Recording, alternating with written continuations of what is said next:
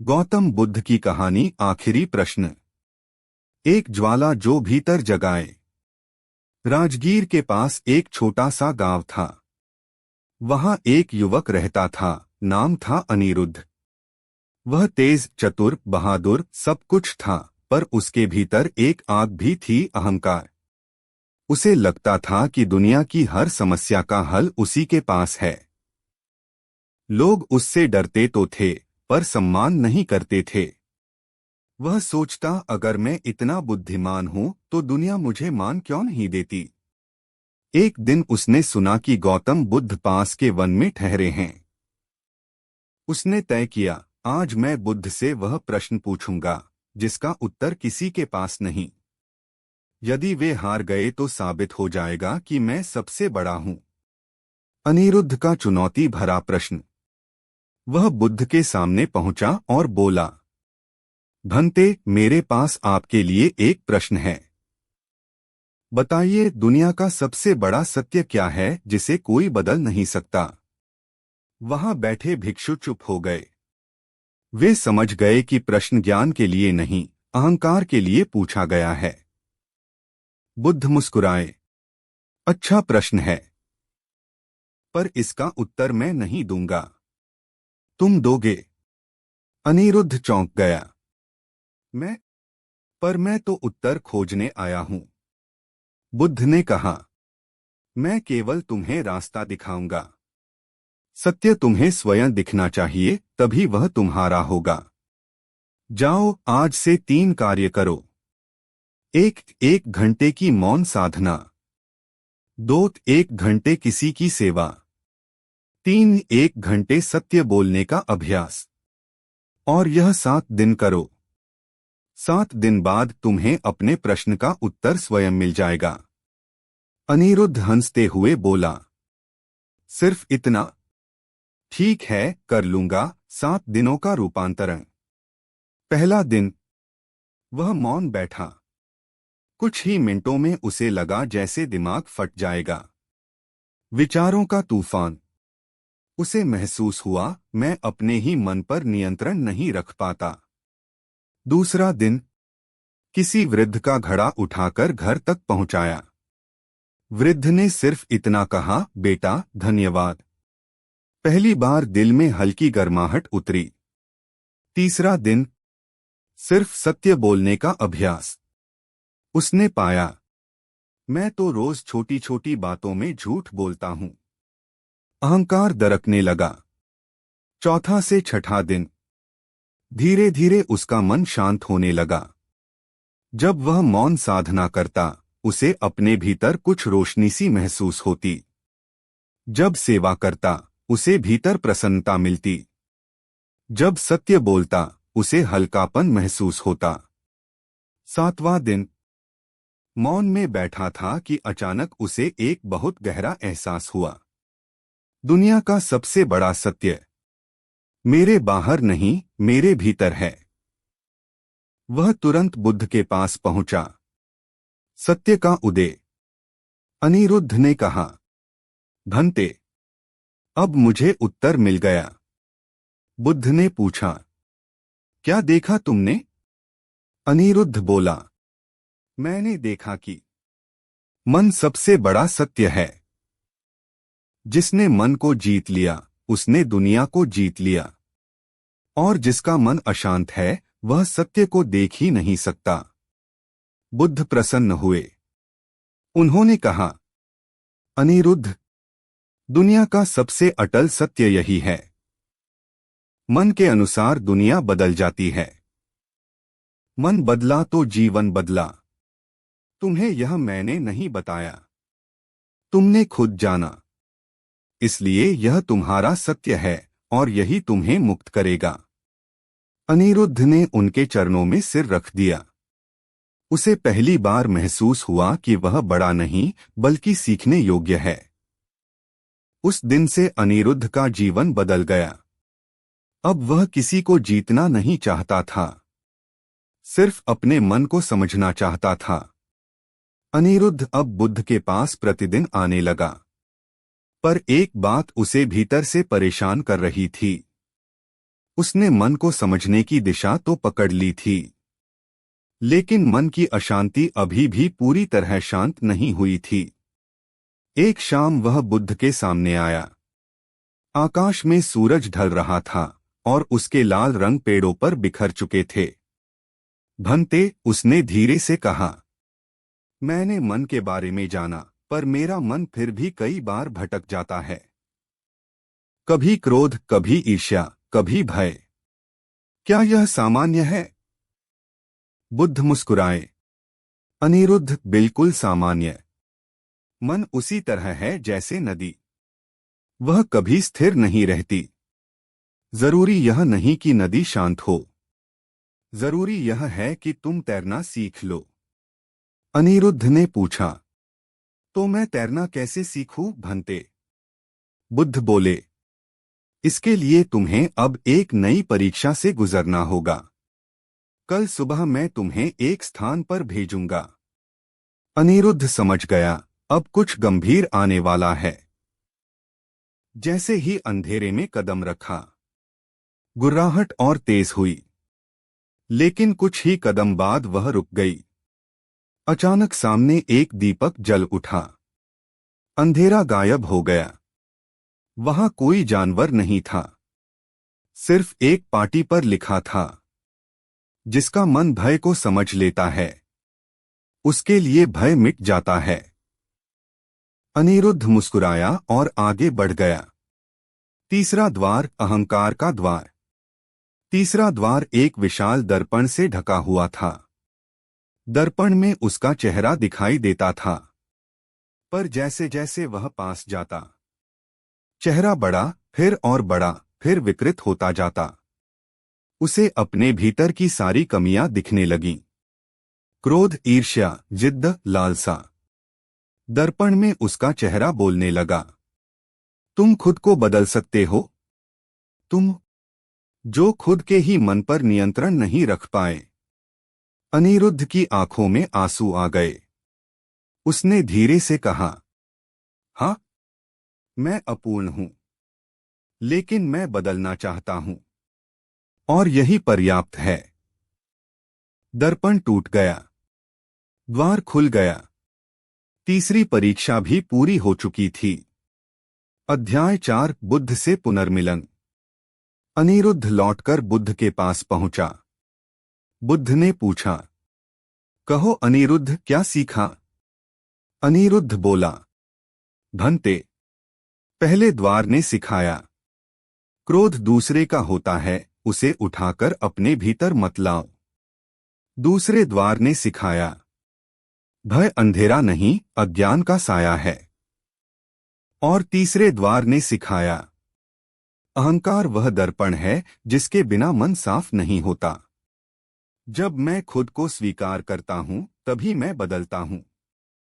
बुद्ध मुस्कुराए, अब तुम वह देख पा रहे हो जो तुम्हारे भीतर हमेशा से था, जागरण की क्षमता। अनिरुद्ध के भीतर गहरी शांति उतर आई। अनिरुद्ध अब अधिक शांत था, पर बुद्ध ने उसे चेतावनी दी, अनिरुद्ध, मन की यात्रा अभी शुरू हुई है। क्रोध, भय और अहंकार केवल द्वार थे। अब तुम्हें उन अदृश्य जंजीरों को पहचानना होगा जो इंसान को बांधकर रखती हैं। अनिरुद्ध ने पूछा, भंते, कौन सी जंजीरें?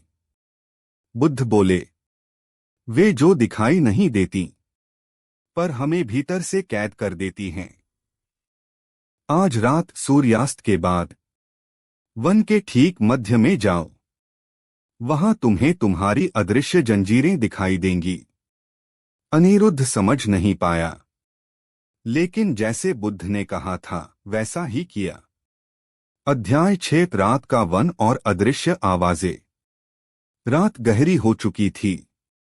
वन में सिर्फ झींगुरों की आवाज थी। चांद शाखाओं के बीच फंसा हुआ लग रहा था। अनिरुद्ध जैसे ही वन के मध्य पहुंचा, उसे चारों ओर से हल्की हल्की आवाजें सुनाई देने लगीं।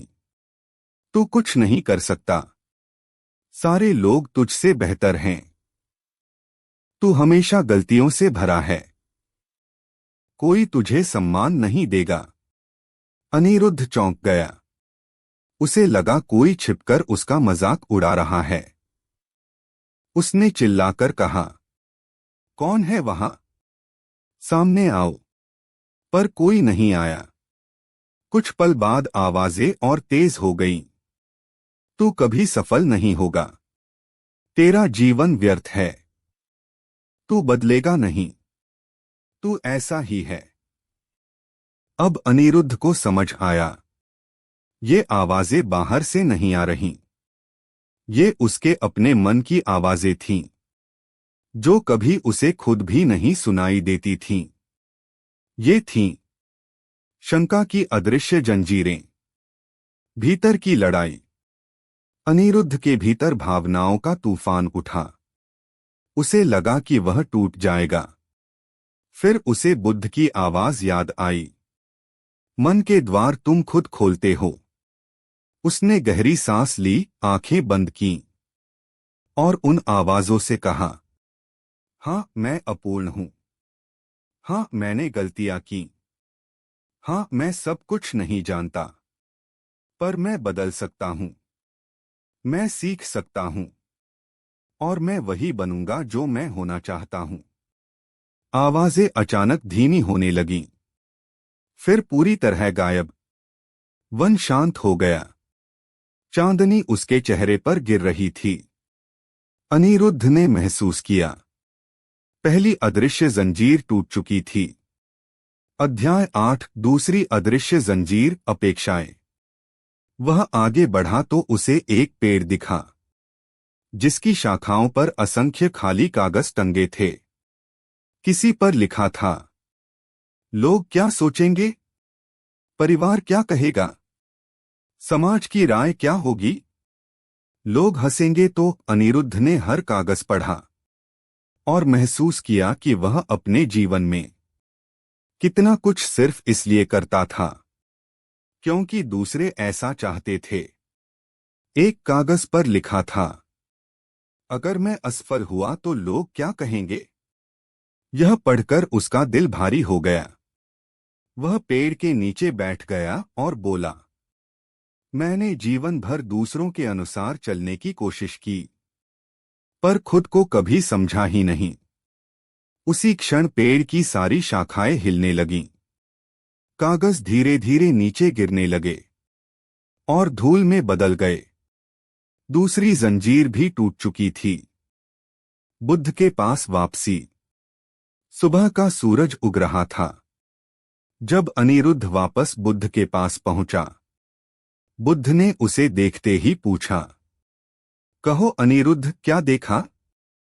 अनिरुद्ध बोला, भंते, मैंने जाना कि मन को बांधने वाली सबसे बड़ी जंजीरें वही हैं जो हम खुद बनाते हैं। शंकाएं और अपेक्षाएं। मन ही कहता है तू नहीं कर सकता, और मन ही कहता है लोग क्या सोचेंगे। बुद्ध मुस्कुराए और बोले, और क्या सीखा? अनिरुद्ध शांत स्वर में बोला, भंते, जब मैं अपनी आवाज सुनना शुरू करता हूं, दुनिया की आवाजें स्वतः ही शांत हो जाती हैं। बुद्ध ने संतोष से सिर हिलाया, पर उन्होंने कहा, यात्रा अभी खत्म नहीं हुई है अनिरुद्ध। अब सबसे कठिन जंजीर टूटनी बाकी है, आसक्ति की जंजीर। इसके लिए तुम्हें एक बहुत बड़ा निर्णय लेना होगा। अनिरुद्ध कांप गया, पर वह तैयार था। आसक्ति का अंतिम द्वार। बुद्ध ने अनिरुद्ध से कहा, तुमने मन की शंका, भय और अपेक्षाओं की जंजीरें तोड़ दी। अब बची है सबसे कठिन आसक्ति। जिस दिन तुम इसे समझ लोगे, तुम्हारी यात्रा पूरी हो जाएगी। अनिरुद्ध ने पूछा, भंते, मैं क्या छोड़ूं? बुद्ध बोले, जो तुम्हें सबसे प्रिय है। पर छोड़ना वस्तु का नहीं, भाव का होता है। अनिरुद्ध उलझ गया। वह सोचता रहा, उसे प्यारा क्या है?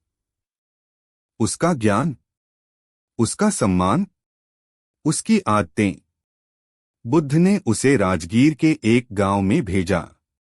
वहां किसी से मिलो, तुम्हें उत्तर वहीं मिलेगा। गांव में अंतिम सीख। गांव में एक वृद्धा रहती थी, बहुत गरीब पर मुस्कुराती हुई। अनिरुद्ध उसके पास गया। वृद्धा ने उसे पानी दिया, सरल सी रोटी खिलाई और बोली, बेटा मैं तुम्हें कुछ दिखाना चाहती हूं। वह उसे अपने घर के कोने में ले गई। वहां मिट्टी का टूटा हुआ एक दीपक रखा था। वृद्धा बोली, इस दीपक को मेरे पति ने मेरे लिए बनाया था। वह अब नहीं रहे। मैंने इस दीपक को 25 साल से संभाल कर रखा है। इसे कोई छू भी दे तो मेरा दिल कांप जाता है। अनिरुद्ध ने पूछा, आप इसे क्यों नहीं छोड़ देती? टूटा हुआ है। वृद्धा की आंखें भर आईं, क्योंकि इससे मुझे उनका साथ महसूस होता है। अनिरुद्ध समझ गया, यही थी आसक्ति। जहां प्रेम पवित्र होता है, पर उसका भय, यह खो गया तो मेरा क्या होगा, मन को बांध देता है। अनिरुद्ध का पथ। आसक्ति का अंतिम द्वार पार करने के बाद अनिरुद्ध के भीतर एक नई रोशनी जग चुकी थी। लेकिन यह रोशनी उसके जीवन की समाप्ति नहीं, नई शुरुआत थी। एक सुबह बुद्ध ने उसे अपने पास बुलाया। सभी भिक्षु शांत बैठे थे। बुद्ध ने अनिरुद्ध को देखा। उसकी आंखें अब बहुत स्थिर थीं, जैसे भीतर कोई तूफान शांत होकर एक गहरी झील बन गया हो। अध्याय 12 चलना ही साधना है। बुद्ध बोले, अनिरुद्ध, तुमने मन को देखने की कला सीख ली है। अब एक नई साधना शुरू होगी, दुनिया में रहकर बिना उससे बंधे रहना। अनिरुद्ध ने सिर झुकाया। भंते, मैं तैयार हूं। बुद्ध ने कहा, आज से तुम अकेले यात्रा पर जाओगे। किसी नए गुरु को न खोजो, किसी नई शिक्षा के पीछे मत भागो। बस जीवन के बीच चलो और हर अनुभव को अपने मन में दर्पण की तरह देखो। अनिरुद्ध ने पूछा, मैं कहाँ जाऊं? बुद्ध बोले, जहां जीवन तुम्हें ले जाए। सच्चा पथ वही है जहां तुम स्वयं को पहचानो। और इस तरह अनिरुद्ध अपनी पहली अकेली यात्रा पर निकल पड़ा। गांव का क्रोधी लकड़हारा। यात्रा के तीसरे दिन अनिरुद्ध एक छोटे से गांव पहुंचा। वहां एक लकड़हारा रहता था, बहुत क्रोधी, बहुत कठोर। गांव में उसका भय इतना था कि बच्चे भी उसकी परछाई देखकर छिप जाते। अनिरुद्ध उससे मिलने गया। लकड़हारा चिल्लाया, कौन हो तुम? भागो यहां से, मुझे बातें सुनने का समय नहीं। अनिरुद्ध शांत खड़ा रहा। लकड़हारे का क्रोध पहले द्वार की परीक्षा जैसा ही था। अनिरुद्ध ने मुस्कुराकर कहा, मैं बस इतना जानना चाहता हूं, तुम इतने गुस्से में क्यों रहते हो? लकड़हारा एक पल के लिए ठिठक गया। शायद किसी ने उससे यह प्रश्न पहले कभी नहीं पूछा था। उसने कठोर स्वर में कहा, मेरे पास क्रोध के अलावा कुछ बचा ही नहीं। अनिरुद्ध ने धीरे से कहा, जो मन में सबसे अधिक होता है, मन वही बाहर लाता है। यदि तुम्हारे भीतर भय, दुहक या अकेलापन है, तो मन उसे भी क्रोध बनाकर बाहर फेंक देता है। लकड़हारे की आंखों में पहली बार हल्का कंपन देखा गया। तो मैं क्या करूं? वह धीमे स्वर में बोला। अनिरुद्ध ने कहा, अपने क्रोध को दुश्मन मत समझो, उसे मित्र की तरह देखना शुरू करो। हर बार जब वह आए, उससे पूछो, तुम किस दर्द को छिपाने आए हो? तुम्हारा क्रोध तुम्हें जवाब देगा। लकड़हारा भारी सांसों के साथ बैठ गया। उसकी आंखों में नमी थी। शायद वर्षों बाद किसी ने उसके भीतर के दर्द को देखा था। अनिरुद्ध वहां से चला गया, पर वह जानता था मन की परछाई। अनिरुद्ध आगे बढ़ता रहा। एक नदी के किनारे उसने एक यात्री को रोते देखा। यात्री बोला, मैंने सब कुछ खो दिया। मेरी नाव, मेरे सामान सब बह गए। मैं समाप्त हूं। अनिरुद्ध ने नदी की ओर इशारा किया। देखो, यह नदी प्रवाह में सब कुछ बहा ले जाती है, पर फिर भी शांत बहती रहती है। मन भी ऐसा ही होता है। जो चला गया वह तुम्हारे मार्ग से इसलिए हटाया गया क्योंकि अब तुम्हारा रास्ता उससे अलग होना था। यात्री ने आंसू पोंछे, क्या मैं आगे बढ़ पाऊंगा? अनिरुद्ध ने नदी की ओर देखते हुए कहा, जीवन में आगे बढ़ना नदी से सीखो। बहो पर बहकर टूटो मत, छोड़ो पर खोकर मिटो मत। यात्री उठ खड़ा हुआ। उसके भीतर नई शक्ति आ चुकी थी। अध्याय 15। अनिरुद्ध का प्रथम उपदेश। बिन बोले। अब अनिरुद्ध किसी आश्रम में नहीं रहता, किसी शिष्य को नहीं बुलाता, न कोई उपदेश देता। फिर भी जहां भी जाता, लोग उसके पास बैठने लगते। क्यों? क्योंकि उसका चेहरा शांत था, उसका मन स्थिर था, और शांत मन स्वयं एक उपदेश होता है। वह उन्हें बताता, मैं गुरु नहीं हूं, मैं भी एक यात्री हूं। मेरी शिक्षा तुम्हें नहीं, तुम्हारा मन तुम्हें देगा। लोग उसके पास आते, अपने दुख बताते, और केवल उसकी मौजूदगी ही उन्हें हल्का कर देती। अनिरुद्ध ने समझ लिया, सच्चा ज्ञान शब्दों में नहीं, जीवन के आचरण में होता है।